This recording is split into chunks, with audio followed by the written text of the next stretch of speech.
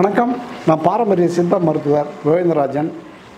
அதாவது நாங்கள் கிட்டத்தட்ட ஒரு 7 தலைமையாக பண்ணிகிட்ருக்குறோம்.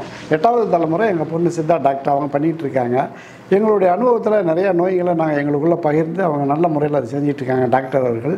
மீண்டும் நாங்கள் இன்னும் பழைய ஓலைச்சுவடி எழுதி வச்சுருந்த புஸ்தகங்கள்லாம் எடுத்து அதிலேருந்து எடுத்து நாங்கள் சில இது தெரிஞ்சிட்ருக்கோம். அதாவது இந்த மலச்சிக்கல் என்பது மலச்சிக்கல் எந்த செலவுமே இல்லாத மகன்கள், யோகிகள், ரிஷிகள், முனிவர்கள்லாம் மலைப்பிரதேசத்தில் இருந்து அவங்க சாதாரணமாக வயிற்றை சுத்தம் பண்ணியிருக்கிறாங்க. எப்படின்னா ஒரு 4 லிட்டர் தண்ணி கொள்ளளவு ஒரு காப்பர் பாத்திரத்தில் நைட்டே வச்சிடணும். மேலே ஒரு பேப்பர் போட்டு மூடி வச்சிடணும்.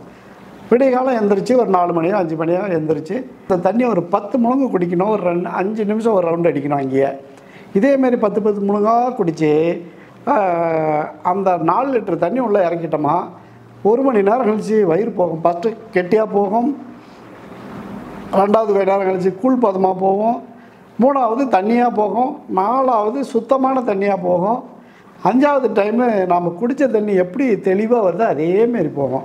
இதெல்லாம் மகான்கள், யோகிகள், ஞானிகள் வனத்துக்குள்ளே இருந்து மருந்தே இல்லாமல், மூலிகை இல்லாமல், எதுவுமே இல்லாமல் வயிற்றை சுத்தம் பண்ணுறது. இது ஒரு அருமையான ஒரு முறை. இதெல்லாம் நான் பல முறை செஞ்சு பார்த்துருக்கேன். இந்த மாதிரி செய்யும்போது நம்ம உடல் ரொம்ப ஆரோக்கியம், ரத்தம்லாம் சுத்தியாக பார்க்குது.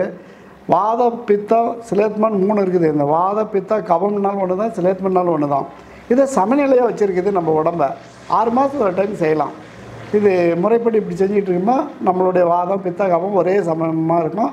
எப்பயும் நமக்கு நோய் நொடி இல்லாத ஒரே மாதிரி. சில பேர் சொல்லுவாங்க இவங்க எப்பயுமே ஒன்றும் வந்ததில்லை, காய்ச்சல் கூட வந்ததில்லை, ஒரு ஊசி மருந்து போட்டதில்லை அப்படின்னு சொல்லுவாங்க. அந்த மாதிரி கொண்டாந்து இது விடும். சின்ன வயசுலேருந்தே பழகினா நல்லது. முதிர்ந்த காலத்துலேயும் செய்யலாம், எப்போ வேணாலும் செய்யலாம். இது உடம்புக்கு கேடு கிடையாது. இதுக்கீடு முயற்சி பண்ணணும். 6 மாதத்துக்கு ஒரு டைமோ 4 மாதத்துக்கு ஒரு டைமோ இதுக்கீடு மெனக்கெட்டு முயற்சி பண்ணி இந்த நேரத்தை ஒதுக்கி இது மாதிரி செஞ்சால் ஒரு பெரிய மருத்துவம். இது அடிக்கடி இப்படி செஞ்சுட்டு இருக்கும்போது தொப்பையெல்லாம் குறையும். குடலில் இருக்கிற கோழையெல்லாம் வெளியில் வரும். குடலில் ஒரு அழுக்கு அடிக்கடி படியும் ஒரு கோழை.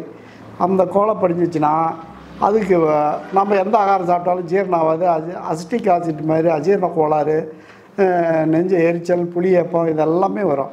இது செஞ்சோமா இது மருந்தே இல்லாத ஒரு அருமையான இது கிட்னியை சுத்தப்படுத்துறது, மலைப்பையும் சுத்தப்படுத்துறது. ஒன்றுக்கு பையும் மலைப்பையும் ஒரே டைமில் சுத்தாகுது.